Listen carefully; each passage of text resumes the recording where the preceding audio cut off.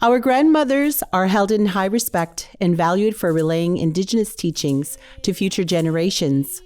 As in the past, Indigenous women play a critical role in the health of their families and communities as mothers, community elders, and through other social roles like being an auntie. Indigenous grandmas have been role models to all family members within the community and provide advice, guidance, teachings, language retention, culture, and spirituality. Unfortunately, this role has been interrupted through various colonial influences. For example, the residential school system, the 60s scoop, for many centuries. Today, Nogdawindamin Family and Community Services is helping communities restore and reclaim this role by providing space, time, and a setting for the grandmas and aunties in each of the 7 First Nations of Atikamekw, Sagamok, Serpent River First Nation, Mississauga First Nation, Thessalon First Nation, Garden River First Nation, and Batchewana First Nation.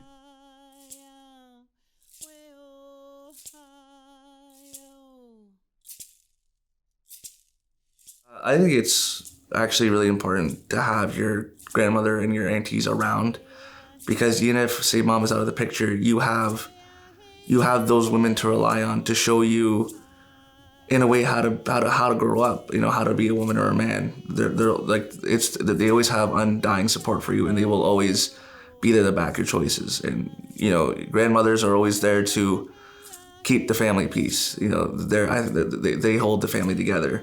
The aunties are always there to hold you up when you can't stand.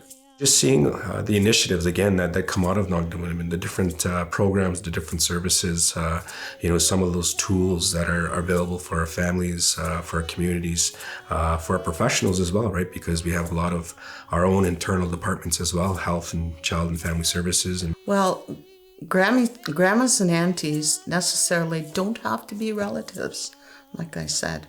They can be.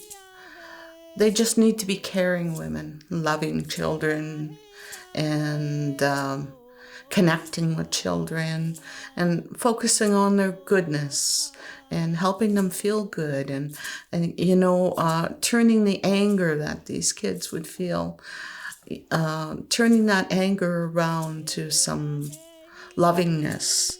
And so my mother and would always say, remember who you are, be proud of who you are, and remember where you come from. I think that's what we should be kind of focusing on, is telling our children who they are and why they should be proud, and that there is love there for them, regardless of what is happening in their life.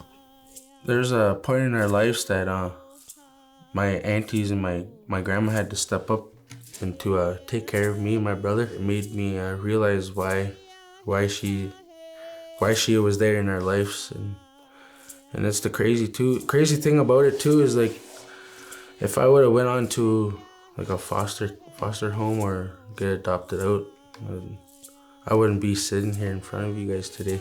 What I'm very grateful for my grandma for stepping up to the plate, and for taking care of me and my brother at that really vulnerable time of our lives, because we were still babies.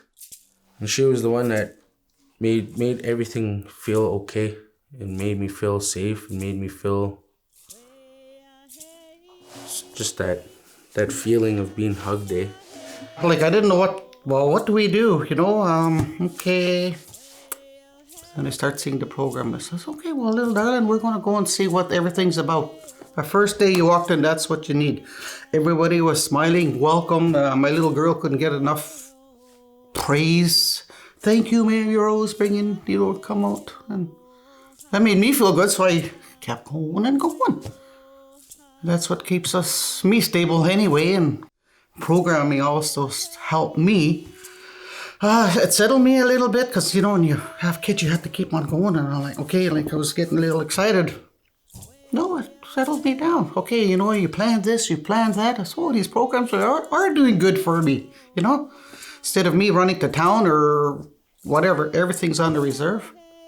I love it. Well, being a grandmother for my granddaughter all these years, when I took her on when she was 9 months old, to me, it's the most precious gift I ever gave that little girl, because today I see it.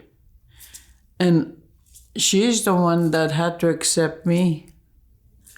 I didn't have to accept her because I know she was mine all along.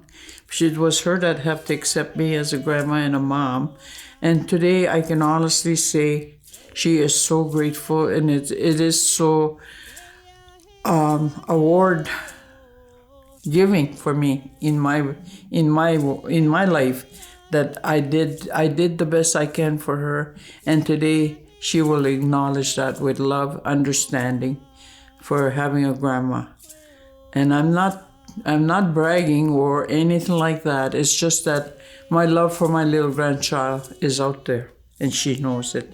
So I want to put this out to every grandma and auntie. Get out there and do the best you can.